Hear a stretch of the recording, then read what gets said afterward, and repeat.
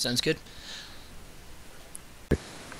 Good evening, ladies and gentlemen. Welcome to another casted game from Crownless and Hawking. This is going to be fantastic. I'm going to be one of your hosts. We're looking at the top right corner here. This is going to be Dstryr as the ruddy Terran. Casting with me is Hawking. Go ahead and say hi to everybody, Hawking. Hey, what's up, everyone? Really happy to cast today. And yeah, Dstryr is going to be spawning in the top left, top right position. Sorry, and Mr. Seaz is going to be spawning on the top left position as the blue Protoss, and he's going to go ahead and put a pylon up front, which is kind of weird. I think normally versus Terran, you don't wall off your front. Well, I didn't used to. I don't know what you think about that. Yeah, you're right. I would have expected a pylon more in his mineral line to prevent any sort of Hellion or Reaper harass. Usually you're going to want to hold off that mineral line both here and here. Actually, I forgot we're streaming on your screen, so you can't see what I'm talking about. But yeah, I know what I'm pointing in right now. So awesome. And for the viewers, this is the first time we've ever casted together, Crownless and Hawking. So keep in mind we don't have any synergy yet, but Hawking sounds like a pretty cool guy. So hopefully this will work out pretty well. So hopefully this will be fun for everybody to watch. Yeah, and we have Dstryr throwing down his first barrack. Like Dstryr is not walling. I think he's doing the right thing. You don't wall against Protoss. So, and he's also getting his first gas. Looks like they missed each other. The scout coming in from Seaz, the teal toss here in the bottom, so he's going to be able to see everything. He sees that there's one gas going down. He's going to see that. He sees the supply depot in the mineral line. He's going to get some decent information from that. What do you think we're going to see? I think we're going to see a 1-1-1 out of Dstryr. I'm not sure, but these Terran just love their 1-1-1s lately. What do you think? Yeah, I think he's probably going to go for that. One thing is sure that Seaz knows he's not going to go for any kind of super fast expansion. Normally when a Terran does that, he doesn't take his gas that early. But yeah, he's getting his orbital command, and he's going to see the tech lab, which is also good. Gonna. Yeah, he knows there's no double Marines coming out. We're not seeing the reactored Marines. True. He's not gonna do a reactor swap on maybe some Hellions. I'm surprised we don't see a Forge first expand out of Seaz because without that expansion, one base, it's tough against Terran with the Marine siege. I would really like to see an earlier expansion. We see a Zealot out for Seaz in the top left, and he's getting a second gas. So what do you think? Are we gonna see some airplay maybe? Yeah, it doesn't look like he's gonna go for any kind of early expand. I would say maybe some. I'm gonna call it. I'm not sure. I would say maybe a Twilight Council play. He's gonna throw down a third gate. Might just be a standard 3-gate expand, but yeah. We see the probe coming out now. Is he going to, think he's going to put a proxy pylon down to do a 4-gate or a 3-gate expand? Maybe try to get a proxy gate in to warp some units in. It's hard to say at the moment. We do see a Marauder down. If we check our production tab, we should be able to see whether or not Conch Shells is up. Conch Shells is almost done. When Conch Shells gets down, those Zealots are essentially rendered useless by those Marauders. Yep. And this one was just going to go probably checking the expansion, make sure Dstryr is not being too greedy, and he saw the army cube position, which is now 3 Marauder. As small as this army, it seems he could push with that and do some. That's what he's gonna do, I think. Yeah, you can just push do a quick with those poke, 3. And while he's doing that, look, he's got Stim coming up behind that. Warp Gate Tech is almost down for Seaz, but what's he going to do against 3 Marauders with Conch Shells? I mean, Zealots are essentially useless. We don't see any Stalkers out. We do see 1 sentry being produced right now at the time of a pylon as well. But once Stim goes down and he doesn't have an expansion, this is going to be rough to defend. Look, 2 sentries, 2 Zealots. It's not a big army. Looks like he's going to have 3 sentry, and he has to change these into Warp Gate, and he might be able to delay here enough to actually get some Stalkers. And you're right, we do see Warp Gates going down. He's got vision with the scan, going to try to get that Warp Gate down on the ramp. Sees warping units in. I think he's going to be able to defend this, though. Oh, with a nice force field there. Really nice force field, blocking the 2, actually 3 units over there. And if he prevents the Marauders, he chopped them apart. Chop, chop, said the Zealot. I love it. Yeah, really nice force field there. Probably bad positioning too from Destroyer at the same time. Like standing that close to the wall makes it easier for you to get force field. And we do see Dstryr expanding behind that attack, though, not letting that loss of economy from the units that got destroyed hinder him at all. So both players looking like they're probably going to expand. We do see the probe kind of patrolling back and forth in this mineral line. He does have the minerals for it. There we go. We do see the Nexus coming down for Seaz. Yep. And I think Dstryr can feel a little bit safe since he saw like all those sentries are not really like the big aggressive unit unless he's gonna go with some kind of dropping shenanigans with like the force field on the ramp. But I think Dstryr is safe with one bunker, and he's probably there's getting his factory now, and he's probably gonna get some medevac, I think, with that. Oh, and you're absolutely right. I mean, this many sentries. How many sentries? He's got 6 sentries out, and sentries have that tickle beam. They're not really going to do much damage to the army, but they will be a nice defensive unit to prevent any early aggression by the Terran player. Yeah, exactly. At the same time, Seaz can be pretty safe, and he can tech up.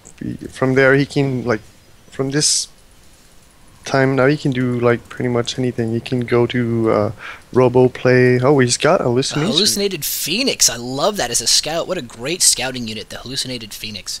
Yeah. It gives you vision. You get to see what your opponent is doing. He's going to see the engineering base. He's going to see the factory going down. Going to see all 3 barracks.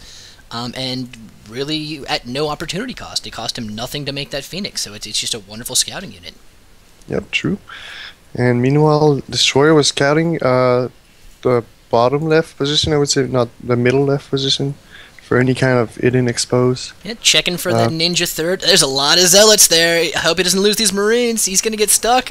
Oh, and a good force field goes down. Those zealots are going to trap the marines here. They're going to chop them apart. Those poor guys, they probably had families at home, but they are all going to die without doing much damage at all. Yeah, really true. But, I mean, yeah. So what's going to come out of the starport? I don't see any additional building on the starport for Dstryr. Are we going to see, a Banshee play? Are we going to see just medevacs? What do you think? I would say probably some... not really sure. I think he's going for some kind of... With all these zealot, I think he's going to go reactor Hellion. And probably going to wait to see if he produces from that. Okay, no, he's actually switching it. So he's gonna go reactor medevac, I think. But one thing I know the Protoss is gonna do is probably the Archon Zealot. And here we go. The Templar Archive is down. He's probably gonna get charged. Yeah, Twilight Council is probably gonna get charged, and then morph a few High Templar, morph them into Archon, and then push. And I've been doing this when I play Protoss, and I can tell you it's pretty strong unit composition, especially if you have sentries to back them. Yep, Zealot Archon's a really tough composition to defend. I mean, you've got just that high DPS meat shield of the Zealots with charge. They don't get kited as much, and then you've got that splash damage from the Archons, who also have a lot of health themselves. So you've got a very robust, damaging army. That can be very tough for Terran to defend. Now, if Terran has good EMP play, if we see any ghosts come out, it can negate that a little bit. But I don't see a lot of ghosts out for Destroyers, so this might get tough. No Ghost Academy yet, and no medevac, which mean the splash damage or the storm, if he gets it. He's not researching it, so probably gonna morph them into Archons. Here he goes, and this is just a really, really good composition against a pure bio army. It can be like not as effective versus tank and like. But is he going to have it in time? This poke has got a lot of Marines, a lot of Marauders, and with medevacs to back it up. Oh, he's going to elevate her into the bottom of the main. Oh my God. That's going to be pretty tough for him to defend. And at the same time, is he going to split his forces and also attack, or is he going to keep elevatoring? Look at this. He's going to keep elevating, actually. He's deciding to stim one. Oh, that's pretty good. He's going to split his army, though. He has to be careful. The poke not to lose like half. Protoss has no idea what to do with this. I mean, his units are stuck on his own ramp, and he's got just Marines and Marauders and Medivacs going nuts in the main. We do see Archons and Sentries coming down and try to push them back in the middle, but we do see him pull back with his main forces, and this drop is going to do a ton of damage. Get them out of there before the Zealots get there. He's not going to lose any of the Medivacs to the Archons, and that's going to look like it was a very effective little drop, and that's really going to put Seaz back on his toes. He lost a Warp Gate. He lost a number of other units. And more than that, it kind of hit him in the face a little bit. He's going to be a little bit worried. Now, he does have these two Archons, multiple Zealots coming out here. 3 Archons, I'm sorry. Yeah, and the Destroyer went for the Cyber Core, and I don't think Seaz realized that. I don't see any Cyber Core yet. Or maybe you just don't want to build any more Sentries and Stalker. But anyway, that Cyber Core was blocking the way. He can build it somewhere else, but... yeah, I think you can just go with pure Zealot Archon, as long as Destroyer keeps this army composition, but... He did a good job avoiding it, but look at this Bio Ball. This is a big Bio Ball. If he splits again, it could be pretty vicious. The way he split the effectiveness of that Death Ball, that Zealot Archon Death Ball. You don't want to engage that head on because of the raw power of those units, but... we're going to see a big engagement here in the ramp. No, he's going to pull back just a little bit. Destroyer's pulling back to the right. Seaz will pursue. Archon goes down. Second Archon goes down. He is shielding to try to keep the units there, but it looks like we're going to see a massacre of Seaz units by Destroyer's Bio Ball here. I really didn't expect to see that. And defensive force field, he's going to try to save what he has, but he lost a lot of Archon there. A lot of gas. I wouldn't be surprised to see an elevator into the main here to press that, because losing those Archons, they're just so expensive. Yeah, normally you want to try to keep the Archon in the back and the Zealot in the front, which is not what happened there, and they got focused by the Marine and the But Marauder. Seaz didn't let that happen too much, affect him too badly, because look, he's got his third up. Destroyer's also now making his third down in the 5 o'clock position down there. 4 o'clock maybe. This map's not exactly. And Destroyer also going for expansion in the gold, so Terran getting a little bit greedy. Is he going to elevate in there? We see the pylon going down, vision from the Medivacs given. Seaz Probably is not a good from his idea. heels. I think he's going to try it, but this is kind of dangerous there. There if he he goes. gets that Twilight Council down and he cancels charge, that could be brutal, but looks like Seaz has his whole army here, so that's a big ball. He might lose a lot of units here. Are those Archons going to focus those Medivacs down? Maybe we see one going down. One Medivac is close. Those Zealots are going to chop through those units. Is he going to pull back? We do see most of the Medivacs actually survive. One goes down there at the end. Seaz, good defense, and those units are going to be stranded. Are they going to do any damage? Just trying to stem out. Shoot on the way. Good stutter step there for Destroyer. Seaz coming back in here. That's a lot of units. They're probably going to clean up this this bio drop pretty well. I'm not sure how much economic damage that drop did, but it keeps the pressure up. Yeah. Actually, Destroyer was ahead by like 30 food, I think, before that, and now he's behind by 20 food. So not the best engagement there. I think he kind of lost the lead, and now I think Seaz know that, and he's gonna push. Look at this big counterattack, this Zealot Archon Sentry army. It looks pretty dangerous right here. I don't see many siege tanks out for Destroyer. Yeah, and at the same time, Destroyer was poking at the back, but he's gonna come back to his goal to defend, I think. Good liftoff, but those he's got Sentries and Archons to try to do the damage there, so he might be able to salvage that command center. I wonder if he's going to land it at the other gold. But this army, this Chargelet army is looking pretty vicious. I don't know if he's going to be able to hold this off. That Marauder's going to go down, got a good surround on it. He does split the army up, but is that going to work out more in whose favor? We don't know. On the right side gets cleaned up by Destroyer's Bioforces. The left side was an obvious win for Seaz. Yeah, and I think now Seaz got the upper hand. And Destroyer has to unload that Medivac. Oh, here he goes.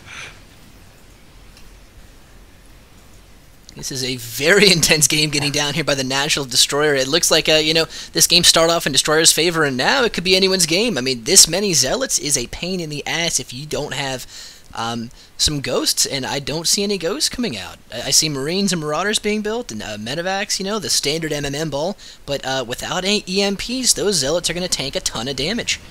Yeah, and actually I don't know why Seaz through the force field there. He kind of blocked his Zealot. But now I think it's going to be over now for Destroyer. He's probably going to lose all these... Oh, and 3 Archon were morphed.